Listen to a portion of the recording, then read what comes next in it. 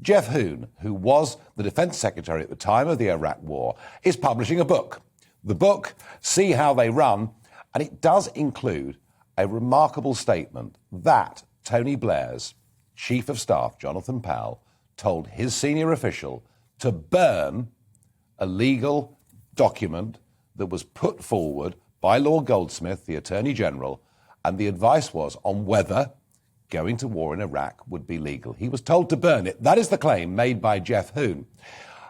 The newspapers report that this story came out in 2015. I don't remember ever seeing it before. Now, it should be said at the beginning, Tony Blair has been promoted to Order of the Garter, and all former Prime Ministers do get the Order of the Garter. And with that, either comes a knighthood or an earldom.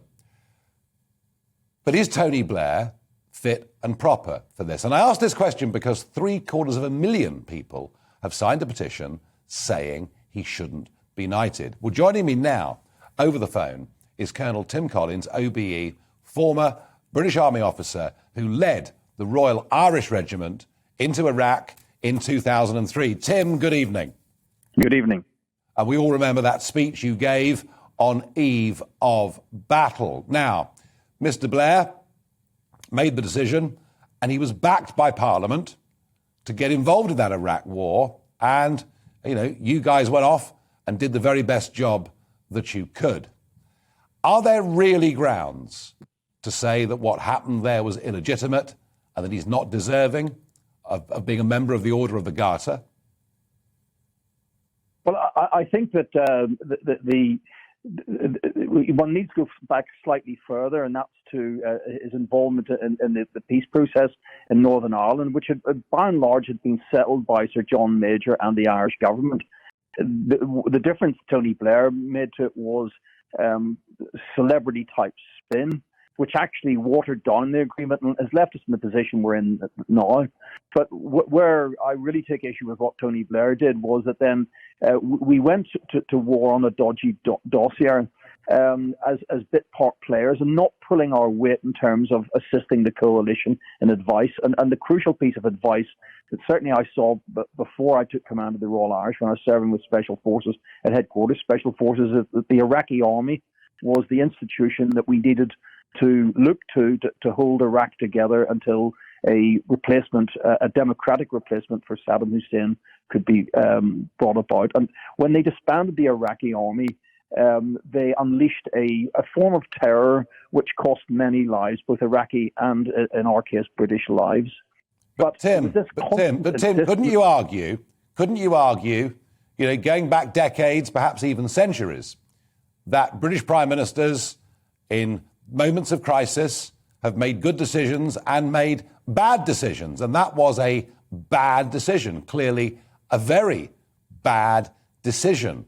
But does it disqualify Tony Blair from receiving the accolade that all other former Prime Ministers in modern times have been awarded? Well, I think the real irony of it is that it's the Order of the Garter, which is a personal gift from the sovereign. And then the sovereign is the institution that he sought so much to undermine with New Labour. We saw at the millennium how the Queen was made to be a prop at the New Labour celebration of he and Cherie Blair. And he's now coming cap in hand to accept it. And perhaps he'd be gracious enough to say to the Queen, you were right. Well, I have to say, I do agree with that. I thought the millennium was very tasteless, and the role of the Queen, she must have been cringing with embarrassment at the way she was being treated. I do agree with that. Tim, tell me, as an Iraq war veteran, do you and many of your colleagues, do you feel bitter about that war because it was sold to you on a falsehood? Well, I just feel very sad for the people of Iraq because they have been pushed into the arms of their unfriendly neighbour Iran, and they have no choice in that matter. I think that they will rise again, but it's going to take a long time. And there's thousands of people dead who didn't need to die. And I think that's the regret we have, and including our own people.